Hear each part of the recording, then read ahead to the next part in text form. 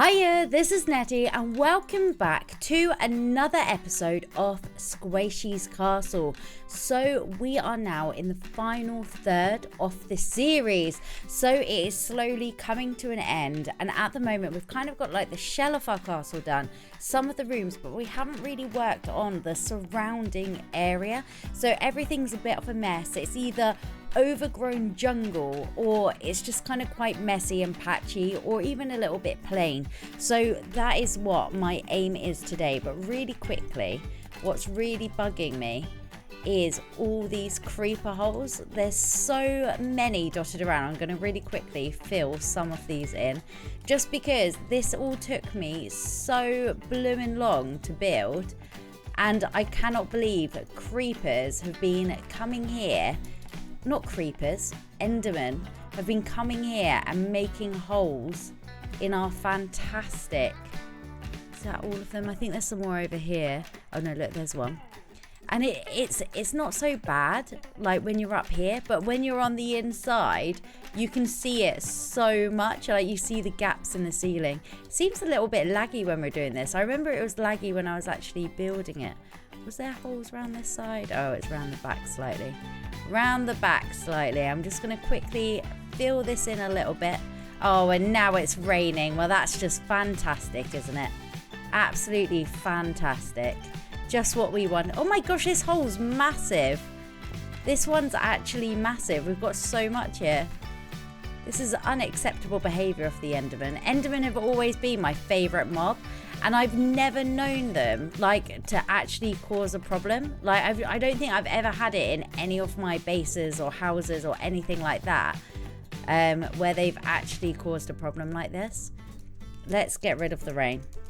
Let's get rid of the rain. I'm not a fan of this. There we go. Oh look, there's more holes even now. As long as there's no sunshine coming in, it doesn't matter if it's perfect. I think that's the main problem. But oh look, there's random holes dotted about everywhere. Someone did suggest putting water over it, but I just think that's going to get too messy. Anyway, I guess we should start building. So first of all, we need to kind of sort out the main entrance. At the moment, we've kind of built the entrance and the doorway, but the area is a complete mess. So I have to admit, I've kind of taken inspiration from what Z did on Minecraft Evolution for this. So I don't know if you've seen Minecraft Evolution. So Minecraft Evolution is a series where we went back to beta, and it was like an SMP series. And there was a group of us. We had a spawn area, and my base was quite near the spawn, and Z's base was by mine. And Z is an absolutely incredible builder, and what he did just around the area, and it seems silly because it's so simple. He just added a little bit of cobblestone, a little bit of smooth stone, and a little bit of soul sand. And I tell you what, it made such a difference, rather than just having trees and grass and things like that. And it just kind of gave a little bit more depth with like the colors. And obviously water always makes a huge difference as well. It kind of makes everything pop that little bit more. And so that's kind of what I've gone for here. So I do have to give Z like 100% credit, and I want to say inspiration rather than copied him. He's inspired me rather than copied, but he is an absolutely amazing builder, and I'd be a fool not to take on anything he's done. Like being on the Evo series, I feel like has really made me want to get better at building and working on the small details. Normally I would work on building my house and my direct house, maybe have a small garden area or a farmland or something like that, but I never think like obviously your view like needs to also go with it, and that's what I've done. The other thing that I'm hoping to achieve today is I know a lot of you guys in the comments have said like for me not to regret building in sandstone. That's what I did originally because I thought it would look really nice in the jungle. It's kind of still quite natural but not wood. I normally just build in wood, and I decided I wanted to try and use a different material, but because there's so much sand around and stuff like that, I feel like it kind of blends in slightly too much, and so now I'm kind of trying to add, like, I kind of hiccup then, try and add like a few different kind of colors in, a little bit more grass hiding some of the sand, just so it makes it so the sandstone actually pops a little bit, rather than just, we don't want a completely camouflage castle. Like, I wanted it to blend in and to look natural. I didn't want a vibrant color or anything like that, but I was kind of regretting the sandstone last episode and the episode before that, but now I have to admit I'm kind of liking it a bit more again. Like, you'll see again in a second what I mean when we get rid of a little bit more of the sand, like in the background behind the bridge there. This is me, I'm literally copying myself, because obviously I did it quite randomly before, and then evening it out, I literally was like placing 2 blocks, going having a look at what I did, going back, doing 2 more. So although it doesn't look like this would have taken very long today, it took so long to do. It really did take quite a while, just because it's kind of quite slow. It's all right when you're free building, but when you've got to copy what you've already done to make it look even, that does kind of, especially when you did it freehand originally, like there's no set plan to it. So here we are getting rid of some of the sand, and I genuinely think it makes a huge difference. Obviously we're not going to get completely finished today, but we do have to up our game a little bit, and we need to get a groove on. We only have one more task to do though, which is the games room, and I have an idea in my head for that. I did have a couple of ideas, but I was a bit like and that's why I've put off building it, just because I wasn't set on what I actually wanted to do. But I spoke to Martin about it, and he gave me a suggestion, which I was thinking of something along those lines, but the way he described it I think is a lot better, and I think that's what we're going to attempt to achieve. Whether or not it works that way, who knows, we might have to do a little bit of inspiration with it.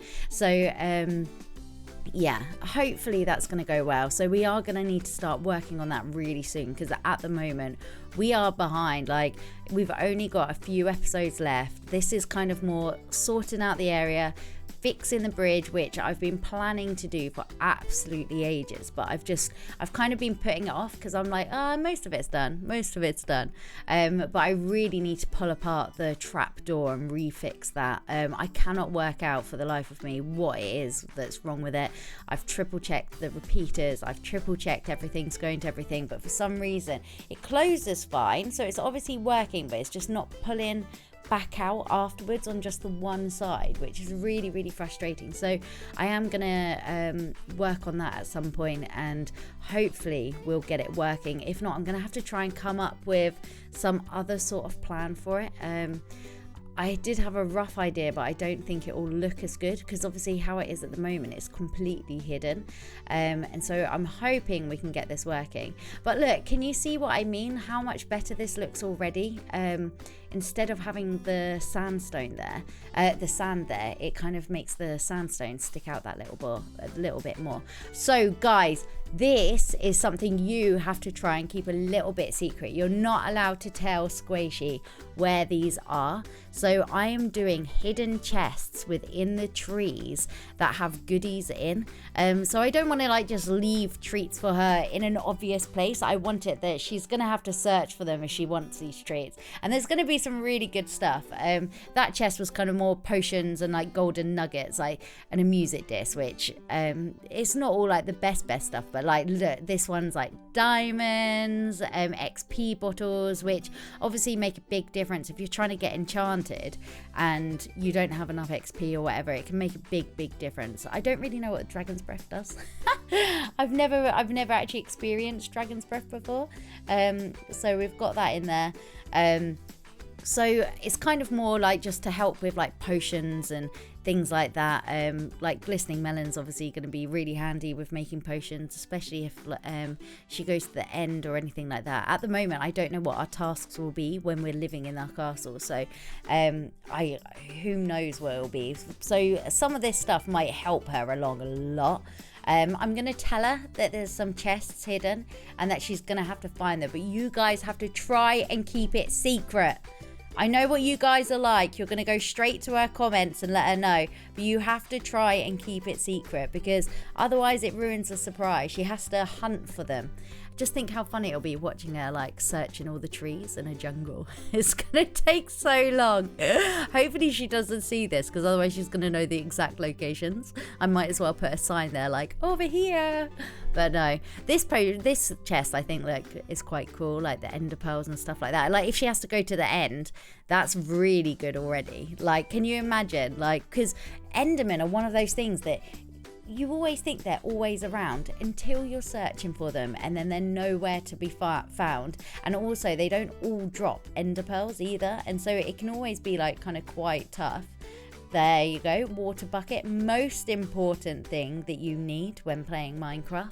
If you watch any of my other videos, you will know that the water bucket is my prized possession and my priority. But yeah, so this is it. So this is the walk around. So you walk up here, it's all beautiful. We've got different grass and stone and stuff like that. You come up here, you've got the water fountain. This takes her into the castle. The vines are a little bit of a mess, don't worry, we'll sort that out. Hey Ori, how you doing? We obviously need to do that room. And then you go over the bridge. It's all a little bit more lit up now as well, which I think will make it stand out. I think down there looks so much better without all the sand. Like, so much better. I really like the sand to start off with. Nice little way to get down there. Using the vines, the natural stuff. If she breaks the vine, she's in trouble. But yeah, so that's the kind of like the way down and stuff now. So this is kind of what we've achieved, and I've got to admit I'm kind of quite pleased with it. We still have lots to do, but I feel like it's kind of really coming together. So thank you very much for joining me today, and I'll see you all next week for some more changes. Thank you. Bye.